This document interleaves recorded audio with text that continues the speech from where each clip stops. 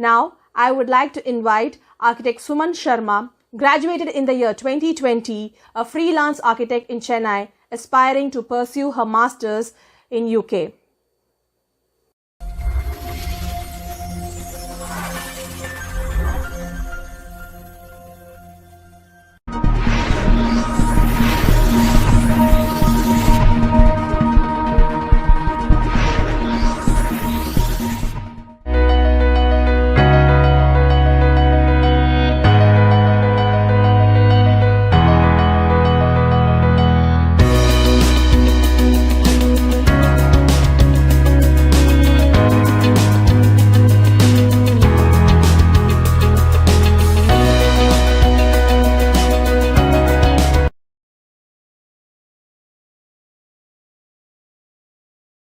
A very good morning to everyone attending the Icon Best 2021. My name is Suman Sharma. I finished my BR at the SRM School of Architecture and Interior Design in 2020. My guide was architect Monisa ma'am, and my internal panel member was Professor K. Roshnara ma'am. I'd like to thank them and the thesis committee who were very supportive and helpful throughout the course of the thesis. And without their help, it wouldn't have been possible to successfully complete it. Without further ado, I'm going to be presenting my thesis. I will be sparing the process due to time constraints, and let's get started. So coming to the site plan of my thesis, which was the Dr. APJ Abdul Kalam Science City in Patna, Bihar.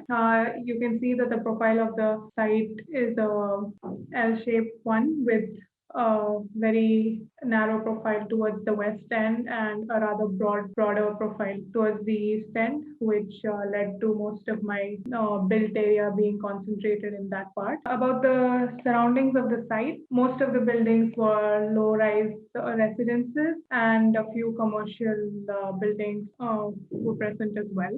So the height limit to this project was about 19 meters, allowing it to house an iconic structure of sorts. And coming to the contours of the site, the yellow portion you can see over here represents the downward low-lying areas of the site, and the orange portion here is the higher rised portion of the site. Attributed to this factor, my largest block is situated over here, and it is the most important block of the facility, as I will be explaining soon. As for circulation at the site level, the concept followed was that of a known to unknown gallery curve, which means we start at the human gallery with a scale that is familiar to us, followed by the Earth gallery, which explains the phenomena of Earth and the different zones of the Earth. After that comes the space gallery, which houses a planetarium and different galleries within. Second last gallery is the split view gallery, which is about a split view of how the future might be. Will it be either technology oriented, or will we be looking back towards more natural, nature-led onlook towards the future? As I said, the narrow profile of the site allowed for this nice landscaped avenue towards the entry part.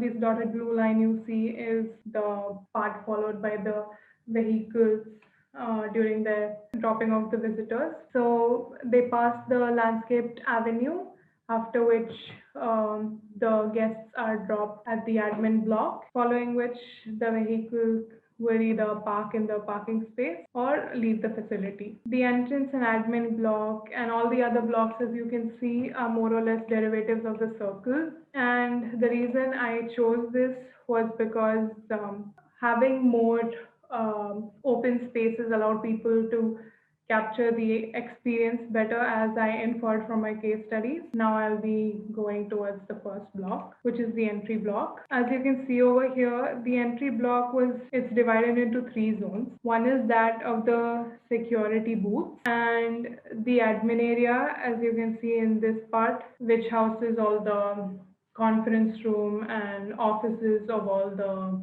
admin officers. And this area over here with the blue dotted circle is the hologram display theater. This is what it looks like on the inside.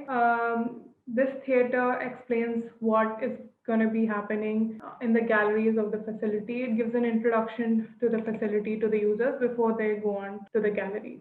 This dotted line you can see in the shape of an axe is the roof of this facility, this block. It covers the security booths and it has cutouts to allow a play of light and shadow, as you can see in this picture. This section here shows the cutouts and how daylight enters the interior of the building. I also made sure to provide ramps and fire escape staircases and lifts accordingly. And you can see there's a washroom also provided for the specially abled so as to make this a universal design. The first gallery is the Human Body and Evolution Gallery. As you can see, the entry has both a ramp and steps, again towards the universal design. And this gallery has two main spaces. One is the central exhibit, as you can see in this section over here. The central exhibit is a giant human body surrounded by panels, touch panels. As and when the person touches a panel, the corresponding part of the body glows on this human body model. This ramp that runs throughout the block talks about the various stages of human evolution, and it terminates at the point where you have a panoramic lift, so that at the end of the journey of evolution, the person would take this lift and they'd be able to capture the entire experience they had within this gallery before they leave the block. As you can see, the spaces for the staff are segregated from the gallery space, and this wedged portion over here represents that. These blocks they start where the ramp hits a height of 3.5 meters. Coming to the Phenomena of Earth Gallery, it has 3 floors. The ground floor has a Science on a Sphere theater. As you can see over here, there's a small sphere that is projected on with 4 projectors, and they simulate whatever is happening on the earth at the given moment.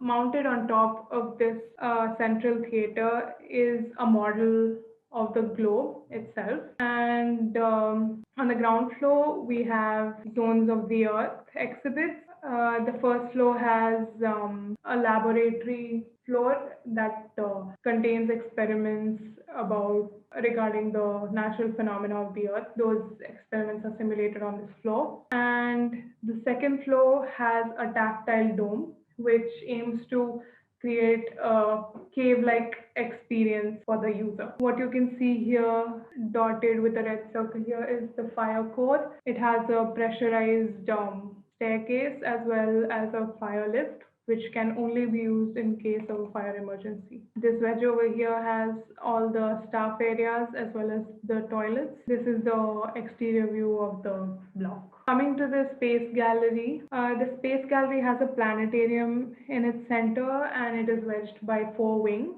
The first is the portico, obviously.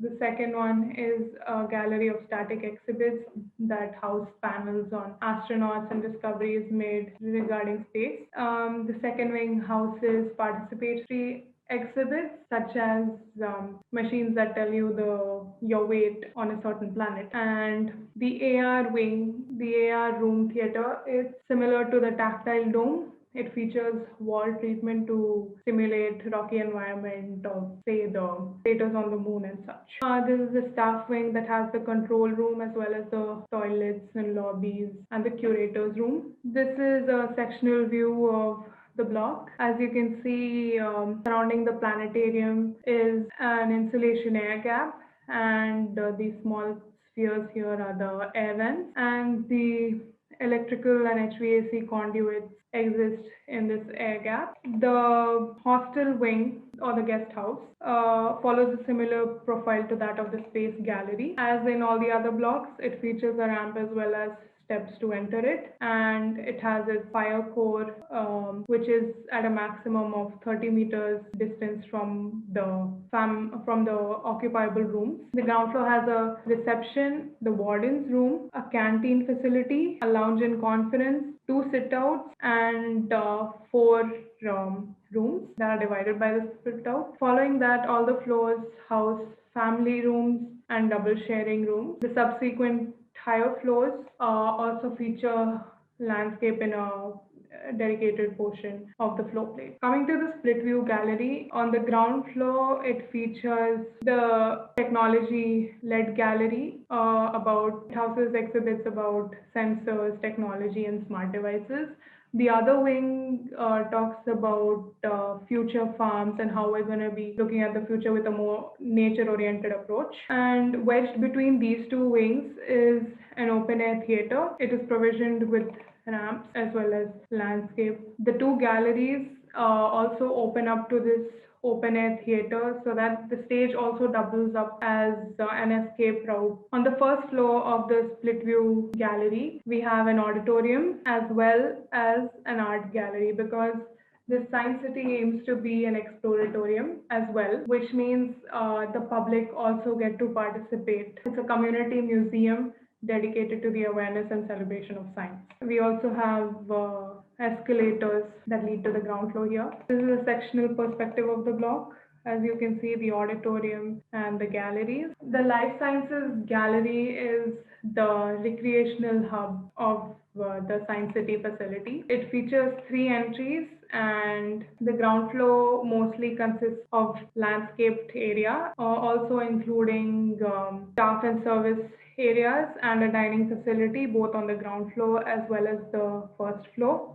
There's a core in the larger circle which has the washrooms of the facility as well as vertical circulation. Vertical circulation elements such as escalators and fire escape lift and staircase are provided even in the middle sphere. The first floor of the Life Sciences Gallery has the area called the Nest in the smaller portion, where people can sit and enjoy the views below. This is the view of that. And the Marine Gallery on the first floor features cutouts which allow sunlight to pass through and reach the landscape at the bottom. You can also see that there's a perforated green wall which allows for partial visual connectivity. This is the ground floor of the block where the landscape is present, and this is the dining area. As you can see, the perforated green walls allow for partial visual connectivity. On the second floor at 9 meters height, we have the Reptile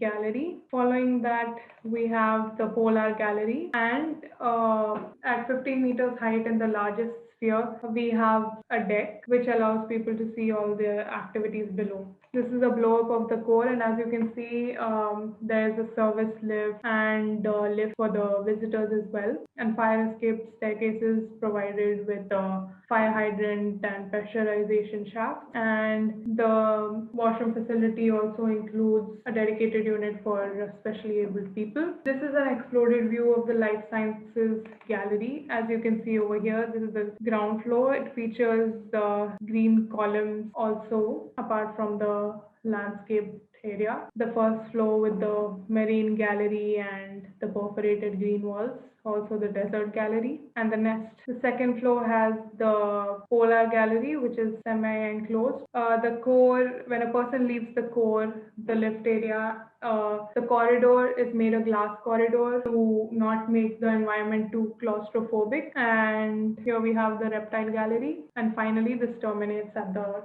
deck at 15 meters height. What you see here is the structural roof assembly. A hexagonal structure is followed for the structural integrity, and following that is a triangular framework that allows for the panels to be fitted. The panels, these were suggested to me by my internal panel member, that I use pneumatic cushions which allow daylight to pass through without letting the interiors get overheated, as they have air gaps and they provide insulation, since Patna exists in a tropical part. So this was my thesis. I hope you enjoyed it. Thank you so much for giving me this opportunity to present my work. Thank you.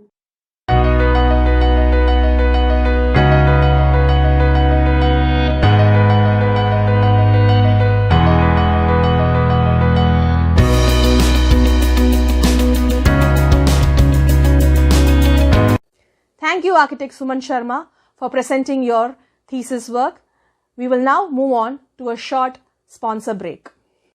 Ultratech Litecon is lightweight, smart filler concrete used as a filling and leveling material.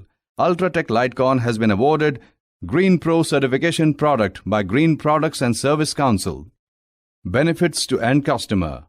First, no mechanical vibrators are used, so it saves cost. Second, it provides excellent sound insulation, which help create spaces where sound from neighboring rooms do not create disturbance. Third, it is fire resistant. It can reduce damage to structure in case of fire. Fourth, long-lasting roofs of structure as it is lightweight concrete. Fifth, heat insulation, hence can help reduce the electricity bill by keeping the area cooler. Sixth, it can be used as a leveling course without adding dead weight, thus ensuring good working surface. Benefits to the applicator and technical influencer. First, Ultratech Litecon possesses excellent workability and can be placed in any desired shape, so applicators can use it in various shapes. Second, the process of application is easier as it is easy to handle and easy to spread. Third, this concrete has better fire resistance, excellent heat and sound insulation, thus giving the applicator talking points to charge premium and be able to technically provide solutions to the needs of his customers, making him seen as an expert. Fourth, it allows easy handling at the time of placement. Fifth, it can be applied with all traditional surface finishes, paint, tiles, carpets, etc., hence easy for the applicator to use the product.